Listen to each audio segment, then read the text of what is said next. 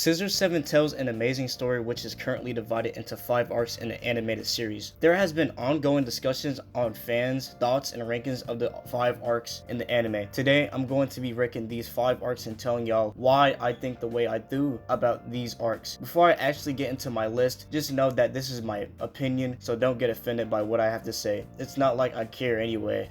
Coming in last place, I have Season 1. It hurts to put such a good introduction season like Season 1 at last place, but Season 1 is definitely last place for me. We're introduced to Seven as a character and his flaws in the funniest way possible during the first episode. An amnesic Chinese barber that ponders about the thought of who he really is whilst being on this goofy island. We're seen with the fact that he's constantly hard to be an assassin but never kills people, with the episode having a goofy undertone when Seven is around. Through him not killing people, it leads to his and his target's growth. This leads to them being able to truly express themselves and look at things in a new light. A clear example of Seven's influence is with characters like Underpants Man and how he was criticized and targeted for assassination because he is a panty collector. Seven doesn't only save him from execution from Chairman Jiang, but also challenges Underpants Man's worldview of living as he is regardless of what others think. The Island Purity Society ran by Chairman Jiang, who Seven was hired by to assassinate Underpants Man, has a strict moral compass to say nonetheless. Her strict moral compass and strong sense of duty to eliminate what she deemed as impure clashed with Seven's empathy. They had the funniest fight in the season because of how goofy the overall plot of this episode was, which goes for other episodes in the season too, because this is one of the funniest seasons in the series. But anyways, another example is when he was hired to assassinate Mad Bark by Meow Kitty. Seven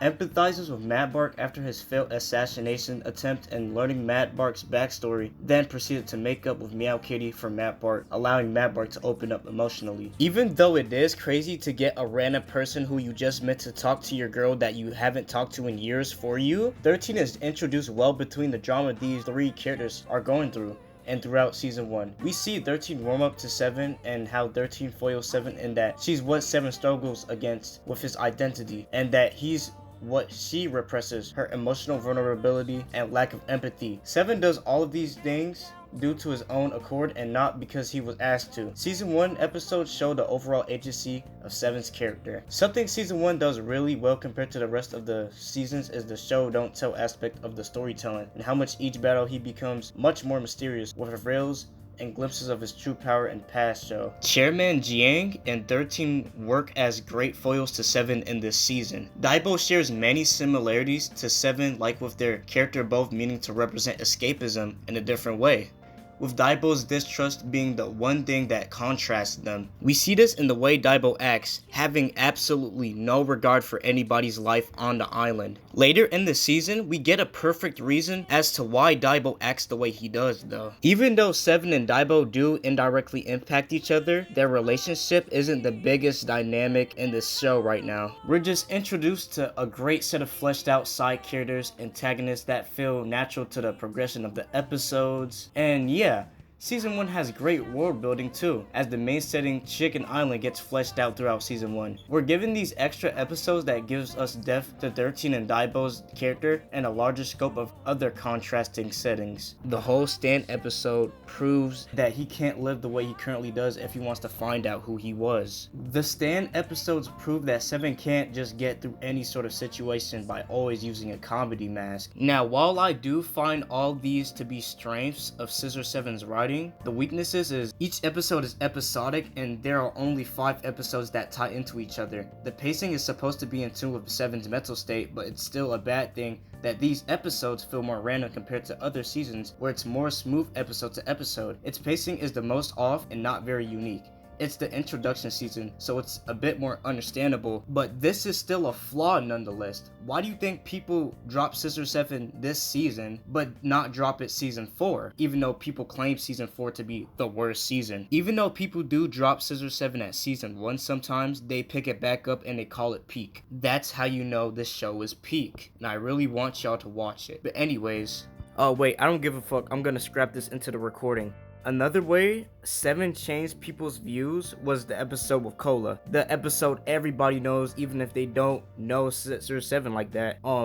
Basically, Cola had cancer and she wanted to live out her life to the fullest on the same day that she hired Seven to assassinate her. So her goal was to have some fun and then get assassinated, because she ultimately believed that cancer was such a restriction of her living a full life that she would agree for Seven to take her life. But what Seven did was, he not only told her that her life has meaning, he proceeded to recommend her a doctor that could cure cancer, even though ultimately he could not cure cancer. But moving on, I also forgot to talk about the insane fights in this season. The Seven versus Stan fight is so good, it might be the best or one of the best in the show. This fight is not the best in the show, even though it has really funny Dragon Ball references. This season has really good references overall, like the Ace Attorney reference in episode 1. But yeah, moving on. Actually, I'm totally not trying to make this video longer because of watch time, by the way. At number 4, I have season 2.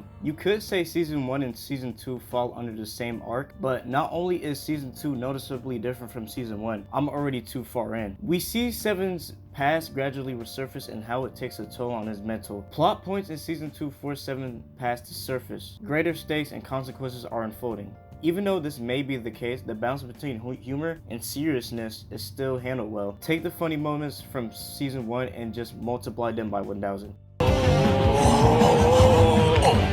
This show never gets old. Even in super serious moments, like with season 1, they are portrayed in most comedic way possible, whilst it makes sense and is still funny. For example, the Chun has this ability where he can turn into a solid state form named Indestructible Virgin, which is definitely counterintuitive name to how he is in later seasons. And Seven just waxed the final boss of the season, Red Tooth, with him, while it's displayed as a fighting game format, so imagine just Street Fighter. But anyways, this wasn't even the funniest joke in the season. Scissor Seven has some of the best balance between humor and seriousness, and this aspect is done extremely well in season 2. Seven's character conflict throughout the season is meant to be about his struggle between his assassin killer past and his current identity. Even throughout his internal-external conflict, he's able to form strong bonds with people and stronger bonds with his friends, and they're able to keep him grounded. 13 and 7's dynamic throughout this season shifts dramatically. 13 and 7 form a closer bond with one another, even though 13 is still conflicted. But anyways, back on Red Tooth, every fight he was in was done well. He definitely knows how to push every character physically, either it be 7 or Chairman. Like his first encounter with 7, he tests his assassin skills, and my goodness, he gives 7 a run for his money. Thematically wise, as of season 2, he isn't meant to be much of anything besides representing the Chairman's guilt. There is big mystery surrounding his character that makes him intriguing for us viewers to watch. The conflict between the Chairman and Red Tooth is executed very well, and we're left wondering about Red Tooth's significance and what happened between them in the past. We're left interested in why the Chairman acts the way she does towards him in season 2. This character that foils 7, who's all about duty and justice, but also simultaneously we're getting a past decision that much adds depth to her character and makes me like that about her. During season 2,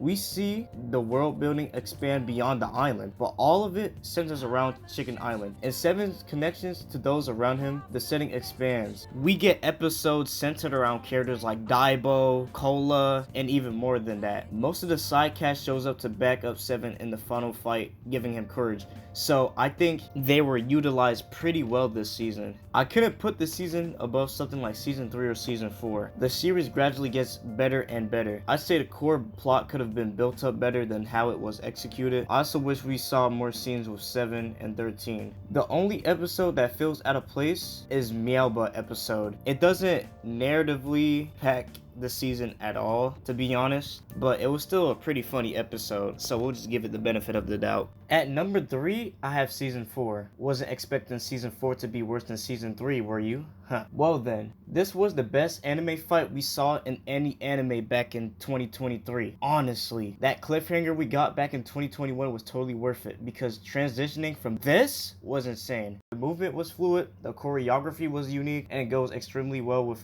the way 7 fights. The art style and visuals had me mesmerized that entire fight. These sequence of events remind me of Mob Psycho 100.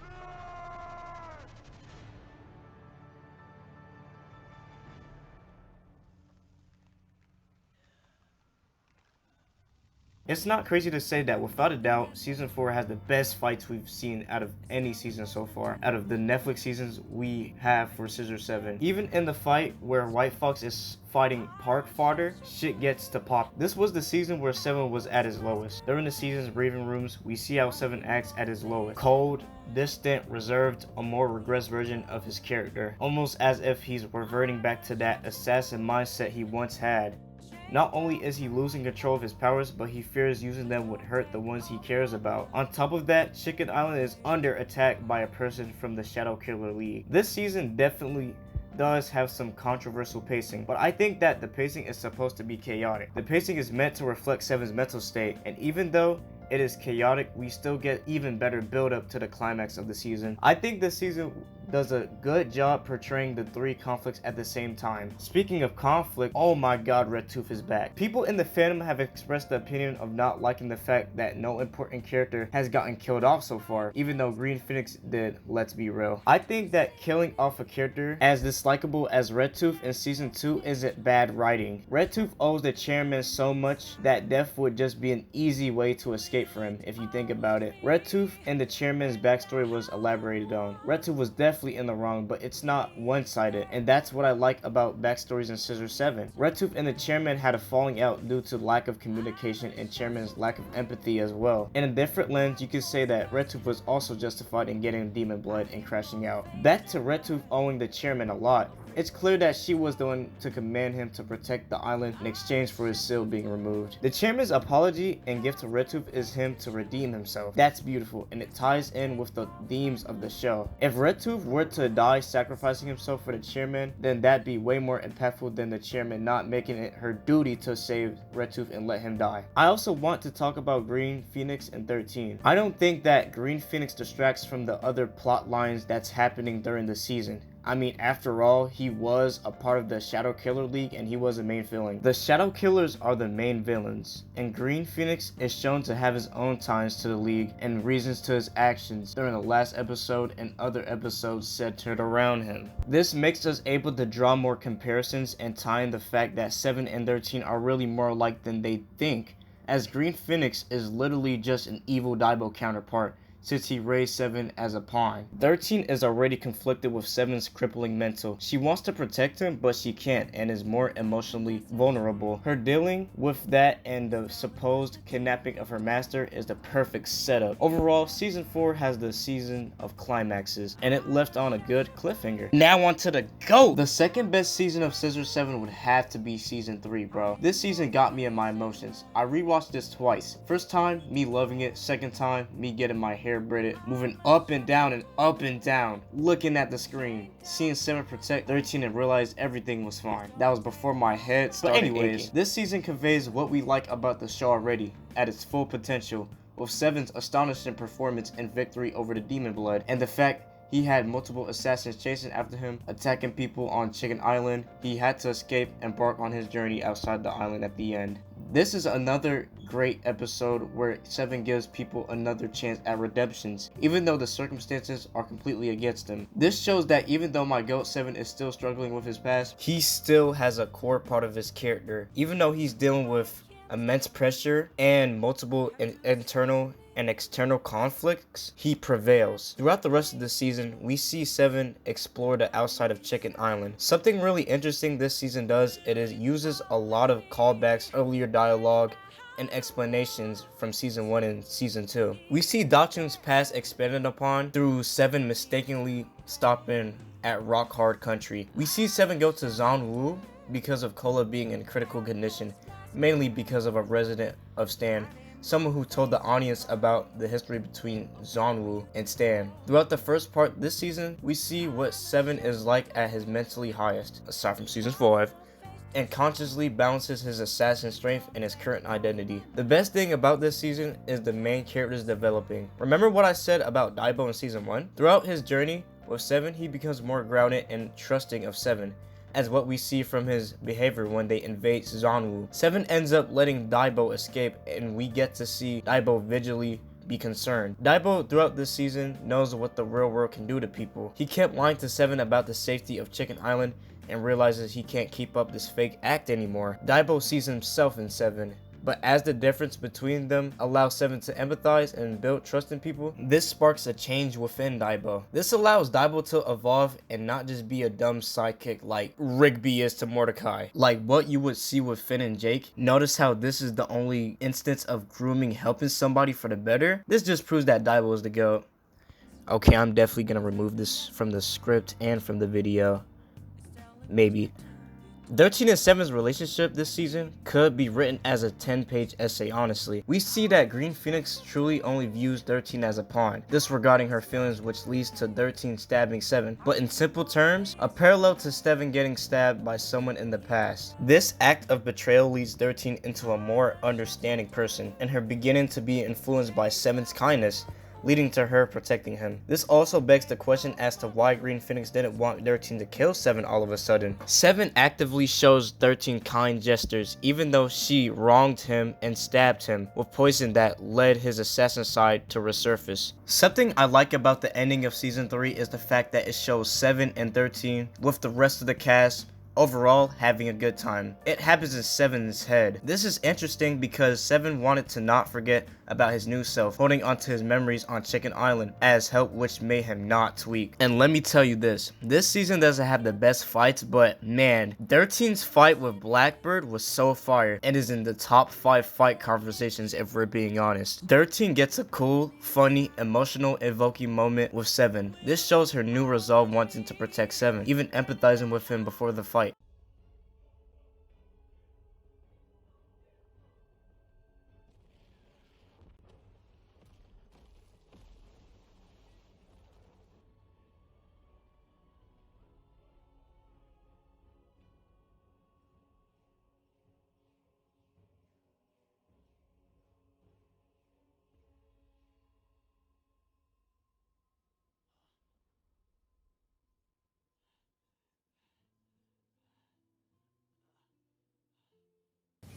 It was perfect. Perfect. This isn't a problem that mainly season 3 has. I know I should have talked about this before, but I think that the main antagonist, the Shadow Killers, is a weird group. They don't get shit done, and their goals don't make sense. Their goals don't align with each other. White Fox's goals didn't make sense. This has to be the worst leader ever. Anybody in the group can do whatever the hell they want until the leader feels like something is wrong after 2 obvious signs later and then starts targeting people. Green Phoenix's plan against the League proved this. They're oblivious, they were inattentive, and got outsmarted essentially. Or not even outsmarted, common sense! As a group, they don't function. This can be the point though, and I could just be overlooking things, but come on now. Hey, so I actually thought the season was supposed to come out in September 25th, but it's been changed. So here's what I'm gonna do. I'm gonna kind of blue ball y'all. I'm gonna kind of blue ball y'all. When I talk about season 5, it's going to be November 12th, the actual release date of season 5. So yeah, if you enjoyed this video, make sure you like, subscribe, and comment if you want more long videos like this. I actually enjoyed recording a lot. I want it to sound as good as possible because it's the first time I made a video over 10 minutes, whether you want to believe that or not. But yeah, man, if you made it this far, thank you so much for watching. Peace, brothers.